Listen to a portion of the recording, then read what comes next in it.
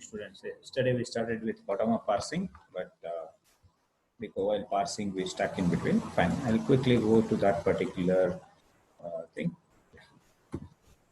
So bottom-up parsing, the overall intention is that we should parse the string starting from the, we should parse the string in a bottom-up manner. Means start with the string and obtain the start state.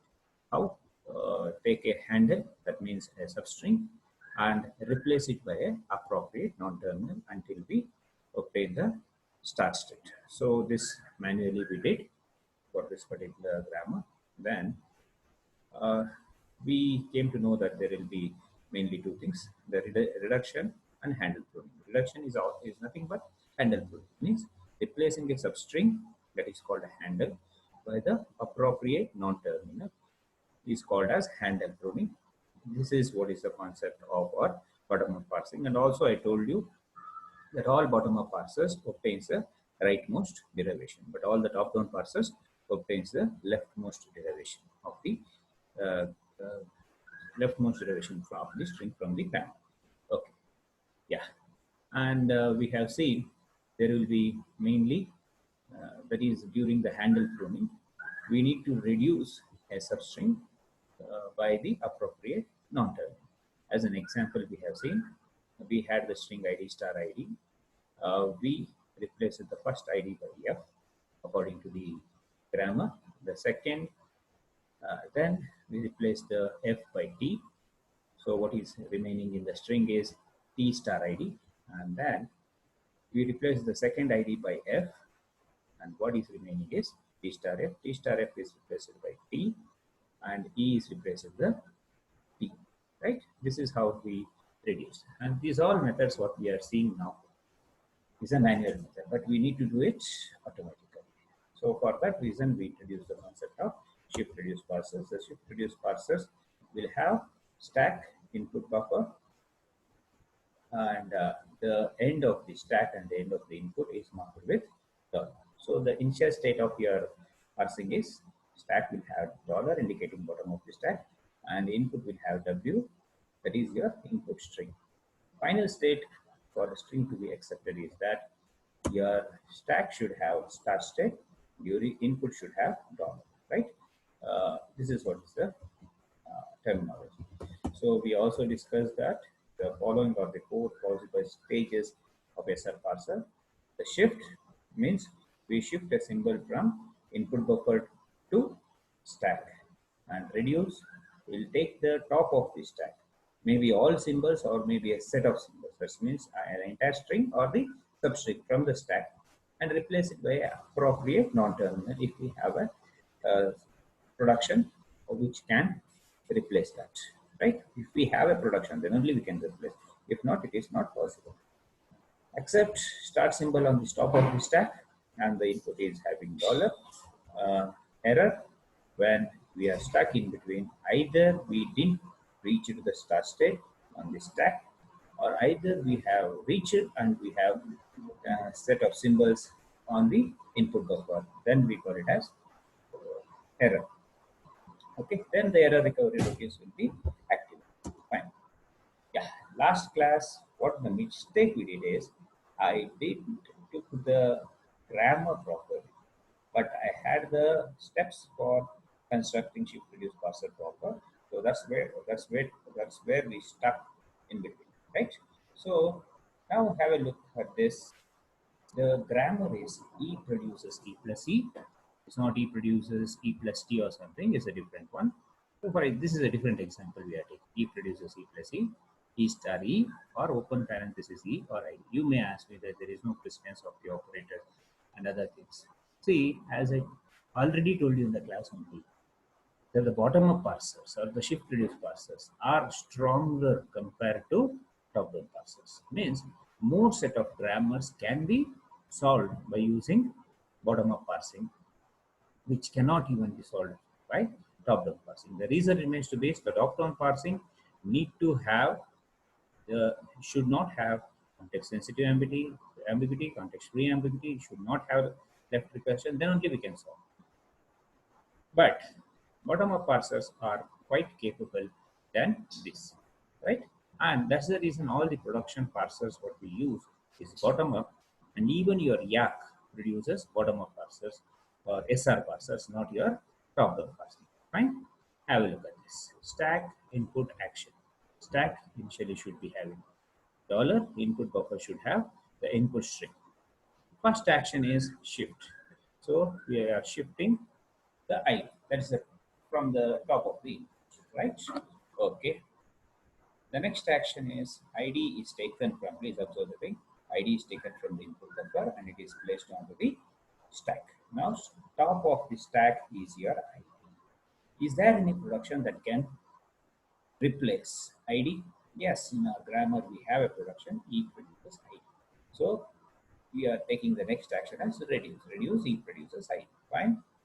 E, okay, not come on to, came onto the top of the stack. What is remaining is your plus ID, star ID, dollar on your input. Now I don't have anything to replace E. So for that reason, obviously the next action is supposed to be shift. So we shift the next symbol, that is your plus. So E plus, I don't have any string matching E plus or alone E. So again, we need to go for an action of shift. So we are shifting the ID. We got E plus ID on the stack and the star ID on the input. So we cannot reduce E plus ID altogether, but we have an option of reducing ID by E. So for that reason, we are taking the action as reduce ID by E, right? Replace a non-term, but reduction by non-term. So what I got on top of the stack is E plus E. So do we have anything to replace E plus E? Yes, we do have. E produces E plus E. So we are replacing, actually it is wrong. 1 second. E produces E plus E.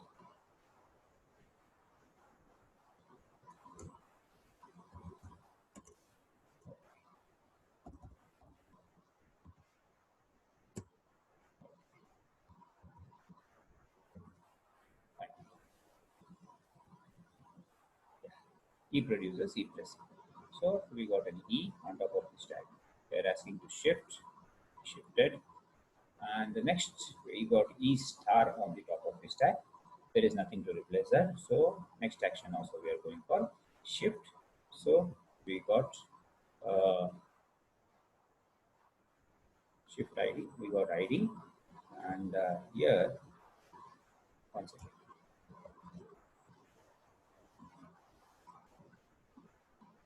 E star, we shifted ID, we got E star ID. But now we need to replace it by E, what is that? We are supposed to replace this reduced by what? E produces, sorry, E produces ID, correct. So I didn't necessarily change this. Supposed to be replaced by E produces ID. Okay. Yeah. Okay. 1 second. E produces ID. So we got E star E. Now we have an option of replacing E produces E star.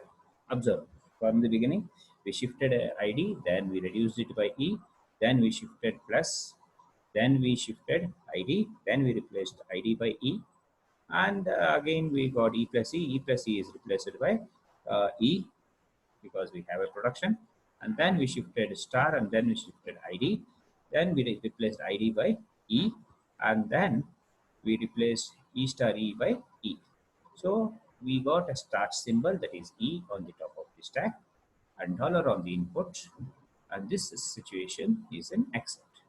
So we manually did the shift and reduce actions, but this didn't happen automatically by your parser. Am I correct?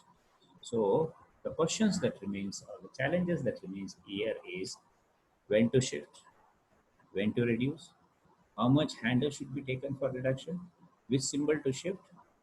We are not sure of it. We manually somehow adjusted and did it. Right? Which production should we use for reduction? If I have more than one option, which production do you use for replacement?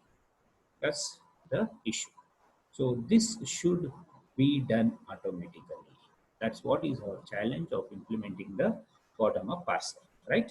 So when to shift, when to reduce, which production to be used for replacement is what is actually the implementation of bottom-up parser.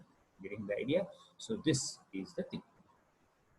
But I told you that bottom-up parsers or the shift-reduce parsers are stronger compared to top-down parser. It can accept almost all type of grammars, but except a few. Which are those except few? That's what we are trying to learn. The conflicts in shift-reduce parsers. So there are two types of conflicts actually, right? One is called as shift-reduce conflict. Other one is called as reduce-reduce conflict. What is shift-reduce conflict is on the top of the stack you have some symbols, and on the input buffer you have some symbols. Now you are in a confusion whether, or your parser is in confusion whether to shift the next symbol on input to the stack, or whether to reduce the handle on the top of the stack. Whether it may be a entire string or it may be a substring. We are not bothered about it.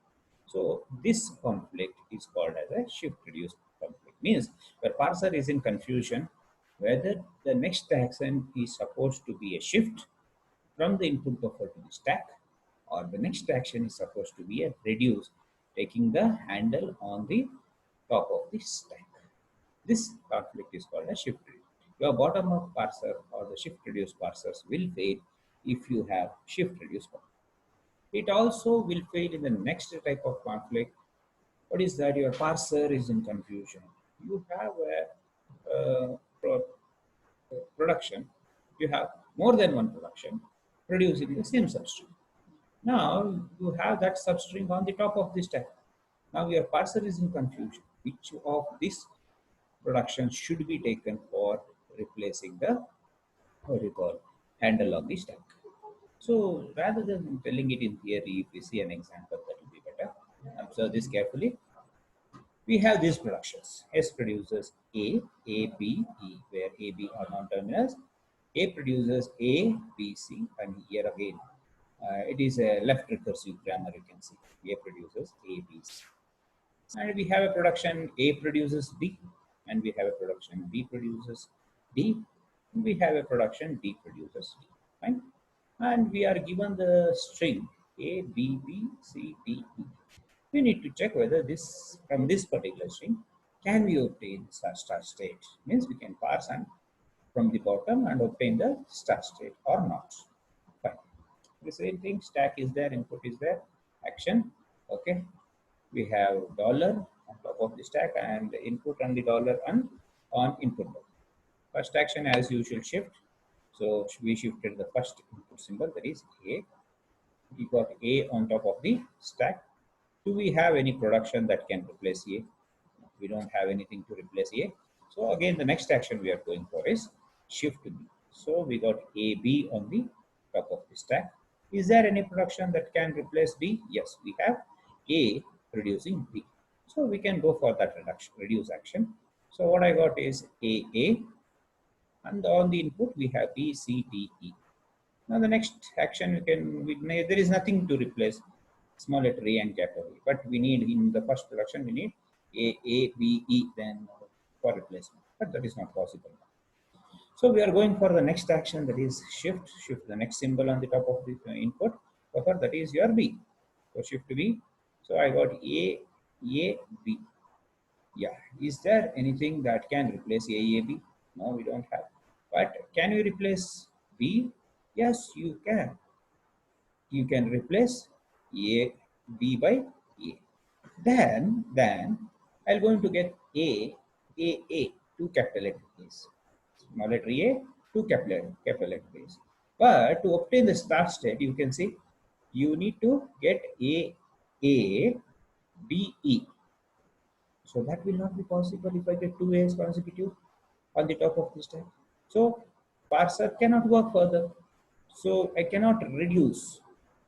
But can I shift? Yes, you have other option of shifting the C also. Shift and reduce, right? Either we can shift or we can reduce.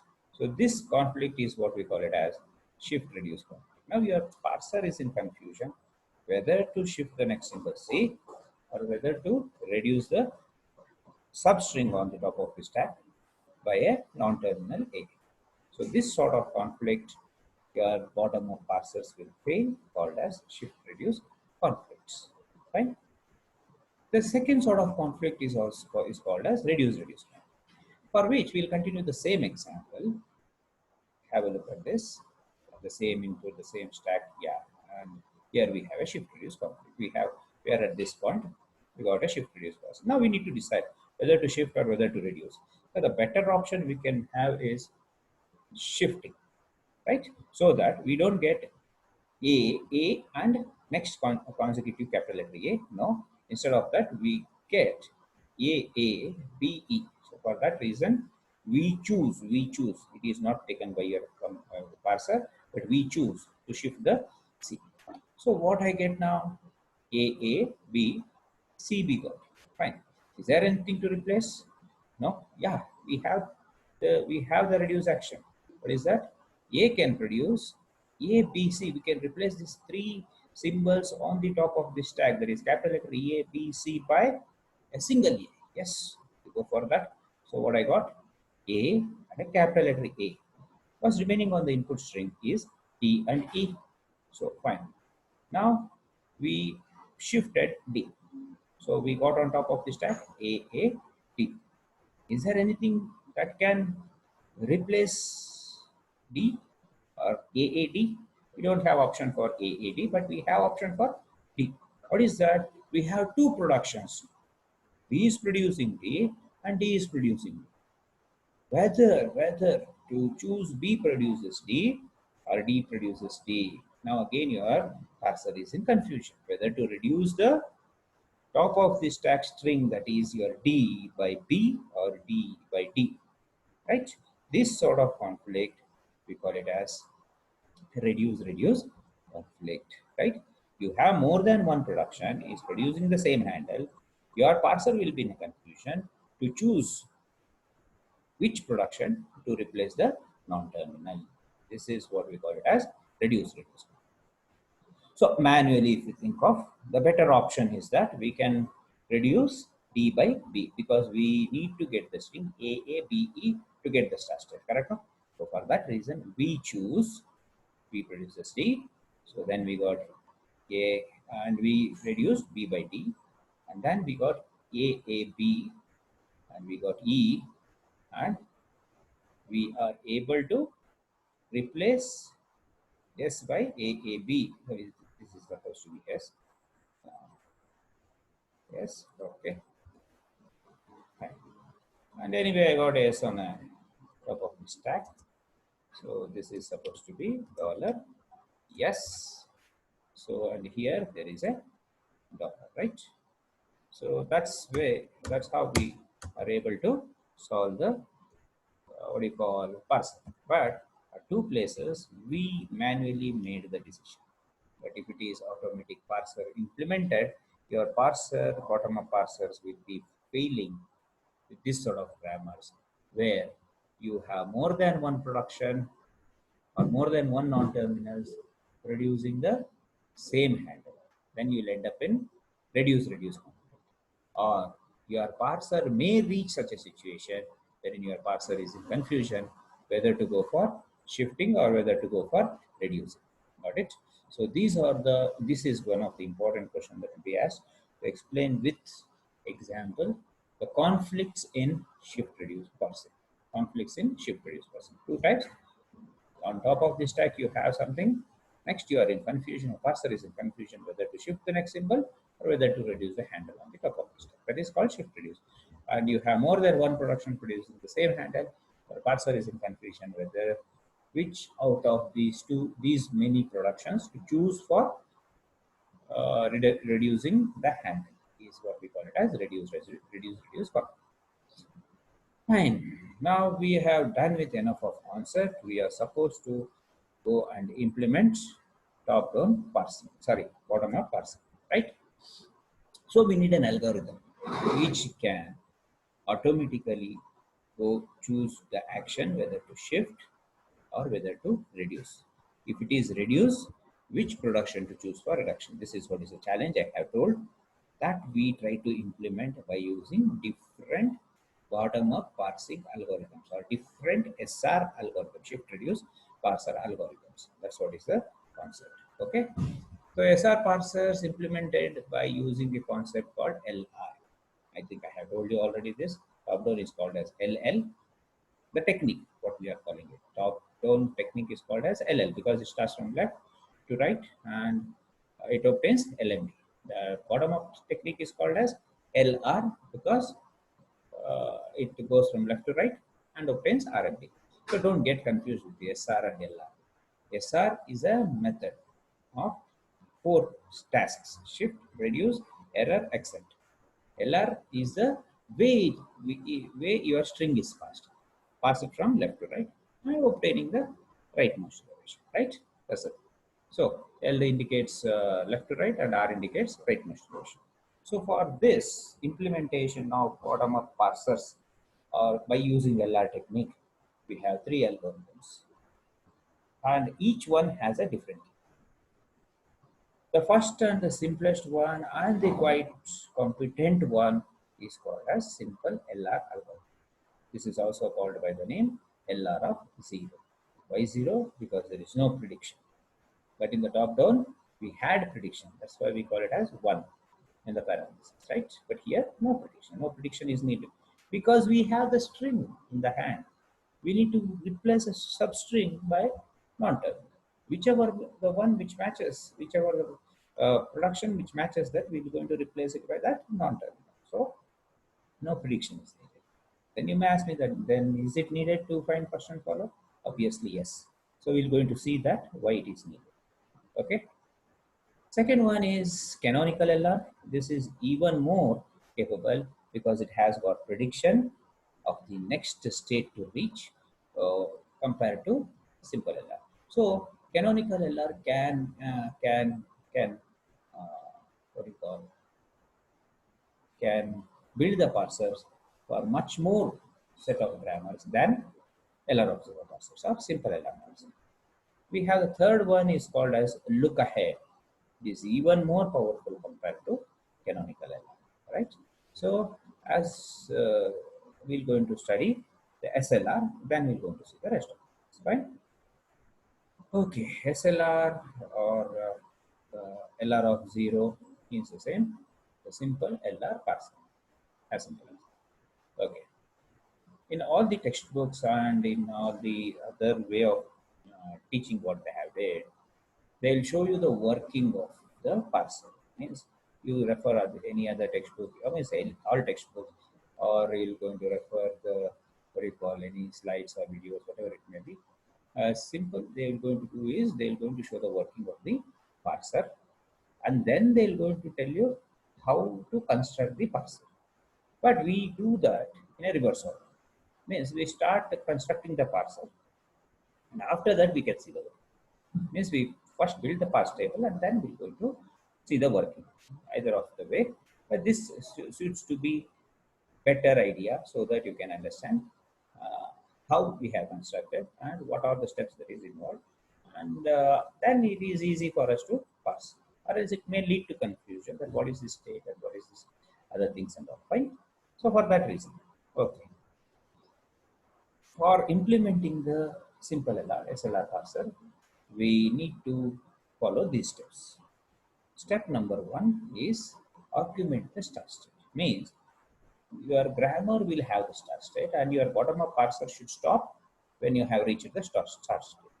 That is the reason we add up an additional start state which produce the start state. I think I told you this in the program. We are introducing an extra start state which produces a start state because even your produces SLR parser. That's the reason. So we need to add an additional start state. That's what we mean by augment the start state. Okay. Next, second step, which we have did many number of times in our top-down parsing only, that is finding the first and follow set of symbols. Next one, we have something like a DFA need to be written, which we call it as finding LR of 0 item set. Okay. Fourth one, construct the LR of 0 parse table. And fifth one, as usual, you need to parse the string.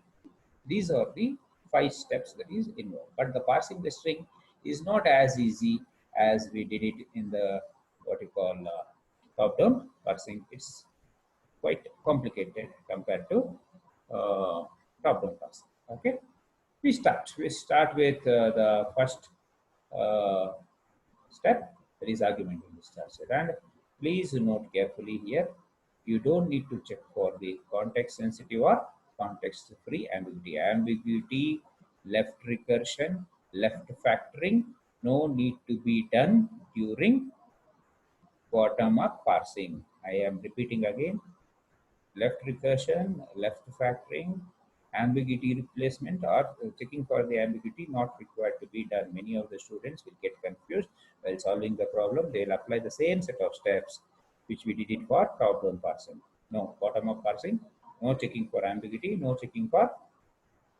what you call recursion, right? So that's the important note. Okay. First one argument is structure. Have a look. This is our running example, and this is the problem what we'll be solving also. Have a look. We have the grammar.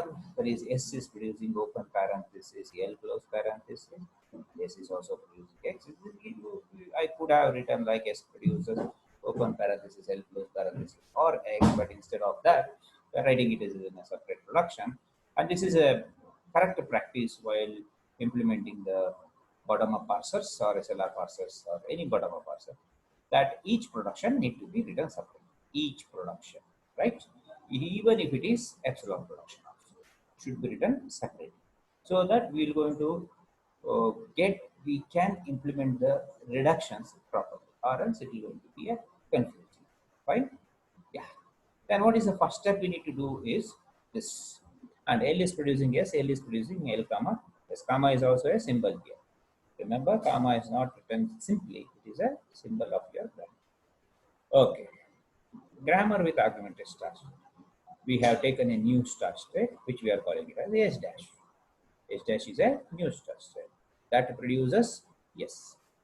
Okay, and the usual means the grammar productions what we have is S produces open parenthesis, L close parenthesis, S produces X, L produces S, and L produces L comma S. And I have given a numbers for this, for the original productions.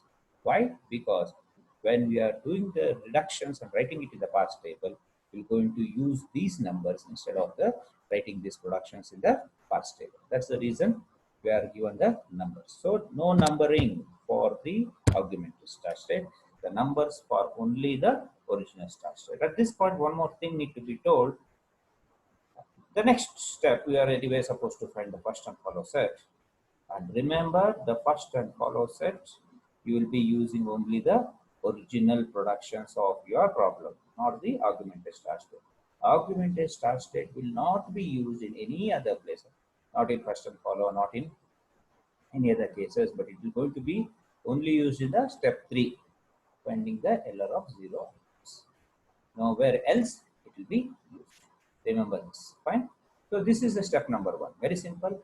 Add a new state which produces the start state and number the original productions of your grammar. Fine. Okay. After first step, we shall move to the second step. Find the first and follow set of symbols. This anyway we have did many times. Okay, I think the time is up. Shall I, you people, will you connect again for this so that we can complete this problem? Yeah, please respond in the chat box. I'm asking you, will you connect again so that we can complete this problem? Or else shall we do it in some other day? Please respond in the chat box.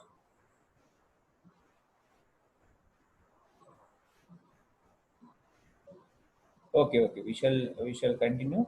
I'll stop it. I'll let the recording happen, and then I'll again post a message in your WhatsApp group. Then you can join it. Okay. Bye. Thank you.